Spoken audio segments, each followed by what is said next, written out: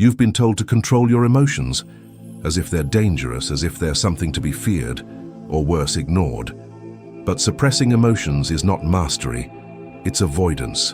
And avoidance only makes the storm grow, quietly, until it explodes when you least expect it. True mastery isn't about silence, it's about listening. Not about force, but about understanding. Not about denial, but about integration. Because emotions are not your enemy. They are messengers, and they've been trying to speak to you all along. This is how you stop running from them and start mastering them, without suppression but with presence. The first step is to recognize that emotions are neutral. They are not good or bad. They simply are. You were taught to fear some of them: anger, sadness, fear itself, and to chase others: joy, pride, excitement. But mastery begins when you stop labeling your inner world and start witnessing it.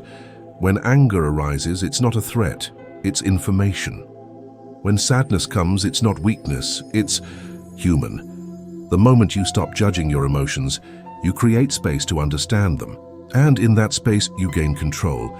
You cannot master what you refuse to feel. Suppression is self-abandonment. It's telling yourself, I can't handle this. It's too much. I shouldn't feel this. But you can, and you must. Mastery means turning toward the feeling, sitting with it, breathing through it, letting it rise and fall without clinging, without running, without numbing. Because every emotion, when felt fully, moves through you, and then it's gone. But when you suppress it, it stays. It waits. It festers. You don't get stronger by ignoring your feelings. You get stronger by facing them. To master your emotions, you must learn to distinguish between the feeling and the reaction. The feeling is the raw experience, a tightening in your chest, a quickening of your breath, a flood of heat. The reaction is what you do with it, the words you speak, the actions you take, the stories you tell yourself. Most people confuse the two. They feel anger and lash out. They feel fear and retreat. They feel sadness and shut down. But mastery means creating space between the emotion and the action, feeling fully and choosing wisely. The feeling is automatic. The reaction is optional. Breath is your anchor. In the chaos of emotion, your breath is the one thing you can always control. It's simple, but powerful. When the storm rises, breathe slower. When your mind races, breathe deeper.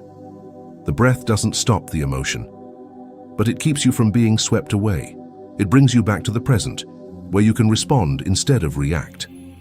Mastery is not about preventing the waves, but about learning to stand steady as they crash. And the breath is how you root yourself. In that steadiness, your emotions are shaped by your internal narratives. The stories you tell yourself about what is happening fuel how you feel about it. Change the narrative, and you change the emotion. If you believe rejection means you're unworthy, you feel shame. If you believe failure means you're doomed, you feel despair. But if you shift the story, rejection becomes redirection. Failure becomes feedback, and suddenly, the emotion shifts too. Mastering emotions means mastering meaning, and meaning gut is always within your control. Finally, understand that mastery is not perfection. You will still feel deeply, you will still stumble, you will still, at times, react in ways you regret. But the difference is that now you will be aware. You will catch yourself sooner, recover faster, choose more wisely.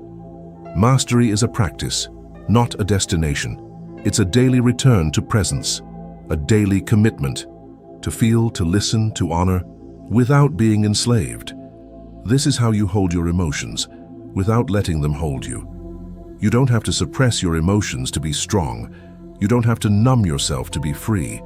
You only have to be willing to feel them fully, to understand them deeply, and to let them pass without letting them define you. This is emotional mastery, quiet, steady, unshakable.